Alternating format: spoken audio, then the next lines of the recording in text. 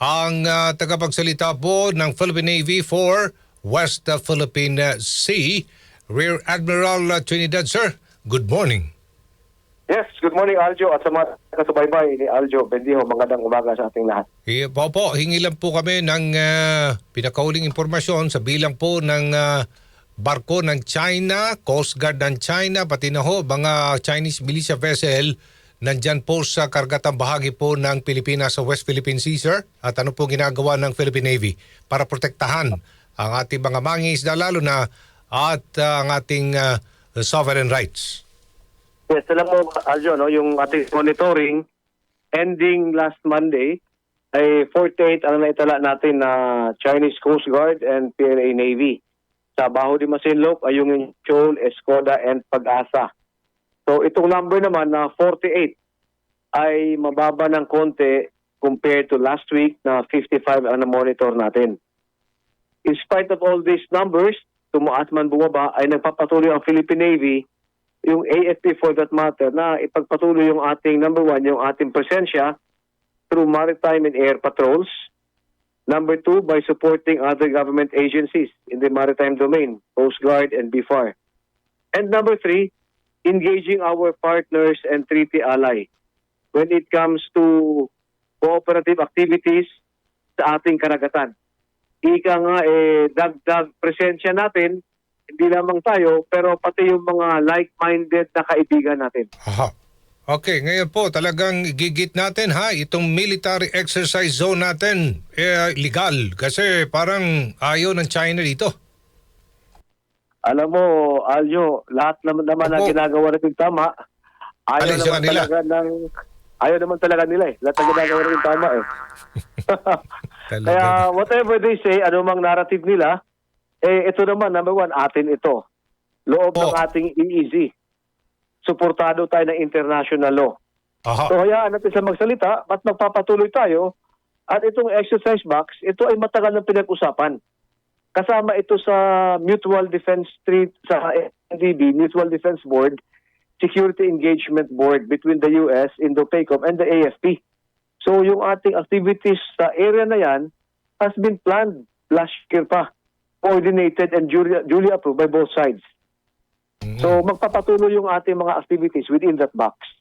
So lawful activities ito, coordinated with treaty allies, conducted well. Lawful, Opo. approved yan ito ng leadership natin ng both sides, ano? Atas. Opo. So marami tayong marinig na now we are provoking tension, we are bringing in outside players. Ito ay mga maling narratives na nais paulit-ulit ng Partido Komunista ng China. Na sad to say, paminsan-minsan, marinig natin sa ating mga kababayan na I believe misinformed din naman itong mga kababayan natin. Hindi ho misinformed, sir. Baka bayad. Bayad ng China. Nasa kanila yun. Nakakalungkot dahil, ay sus, nako. Kung masusubaybayan mo lang, pati na ho dyan, pagdinig ng Senado, may nag-aabogado. Yeah. China. Alam mo, itong critical ito, Aljo. Opo, go ahead. Critical itong Baho de Masinloc sapagkat binanggit nila na nature reserve.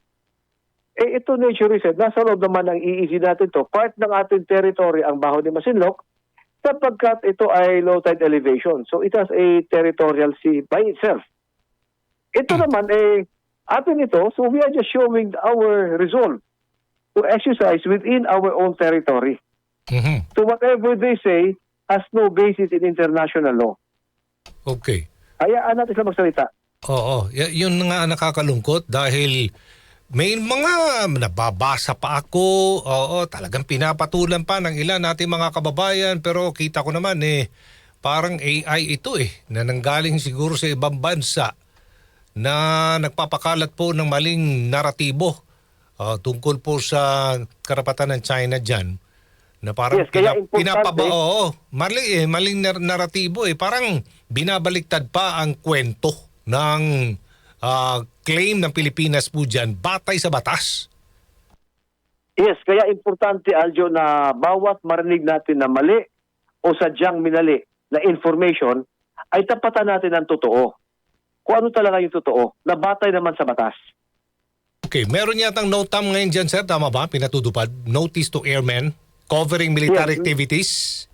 merong notice to airmen covering a particular area na kung saan napapasakop ang Baho de Masinloc Okay. from 21 January to 31 March, that there will be certain activities within that period na huwag mabigla ang mga commercial air traffic na dumadaan doon. Aha. Yun naman ang gamit ng NOTAM. Aha. Okay. So far, sir, wala ba tayong mga coercive or aggression actions na monitor, natanggap ngayon from China? So far, wala pang nai-report sa atin. Bagamat constant yung ating monitoring, hindi lamang sa Baho de Masinloc, pati yung Northern Islands to include yung West Philippine Sea natin. Wala pa na itala sa atin. Ano ba itong NOTAM na ito? Standard practice ba ito, sir? O paano ba ito? Yes, ito ay standard practice whether by ships, sa surface, or by aircraft sa air. This is to inform civil authorities, civil aviation, or merchant traffic na merong mangyayari na military activity not to be surprised on this date, on this particular time, on this particular place. Ito naman ay expected of professional organizations like the Air Force or the Navy. And ino-observe natin to. If you notice, Aljo, gumawa ng naval exercise ang PLA Navy sometime last year sa eastern part ng Australia. Aha. Nagpaputos na ng mga weapons nila without releasing a NOTAM or getting a NOTAM. Mhm. Na kinagugulat ng mga international airlines passing through the eastern part of Australia. Mhm. Oo, tayo naman we abide by international, we inform commercial traffic, aviation, and merchant marine traffic. Okay. So again, ang claim ng China, ng Beijing dito, na parte ng kanilang territorial waters, kung saan tayo nagkakaroon po ng military exercise po dyan, ay hindi po yan totoo. At baseless po yan kasi nag-lodge yata ng diplomatic protest ang Beijing na itutuloy nila i-safeguard ang kanilang maritime rights. Alam mo, Baljo, Opo. Aljo, ito naman they could say what they want. Talk is cheap. But history and international law is on our side. Noon pa man, atin na ito Pangalawa, yung 2016 Arbitral Tribunal ruling, nag-decide on our favor. Mhm. So the more that they bring out false narratives, the more we will push back and counter these narratives and show through action, not only unilateral by the Philippines, but sinusuportahan tayo ng ating treaty ally and like-minded nations. Kaya maasahan nila itong ganitong NOTAM for activities within our EEZ, our maritime domain. Hindi lamang ito minsanan, Aljo. Tuloy-tuloy ito. Tuloy-tuloy ito. Okay. Maraming salamat po, Rear Admiral Roy Vincent Trinidad. Walang anuman, Aljo, at sa mga takasubaybay ni Aljo Bendijo, more power to you, Aljo, and keep supporting Aljo. Maraming salamat din. Thank you then, Rear Admiral Roy Vincent Trinidad, Philippine Navy spokesperson for the West Philippine Sea. 8:41.